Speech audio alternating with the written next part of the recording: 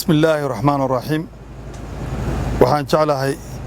inaan caawa la wadaago ummadda Soomaaliyeed dhacdadii maanta ka dhacday magaalada Muqdisho oo ay ku geeriyootay marxuum Almaas Elman oo qiimo weyn ugu fadhiday dalka Soomaaliya waxaan tacsi u dirayaa magaca ummadda Soomaaliyeed guud ahaan gaar ahaan qoyskii qaraabadii iyo asxaabtii ay ka geeriyootay iyadan Ilaahay jannada ha geeyo waxa ciidanka booliiska Soomaaliyeed gaar ahaan laanta CID ay furtay gal dacwadeed ay ka qayb gali doonaan saraakiil tiro badan oo khibrad u leh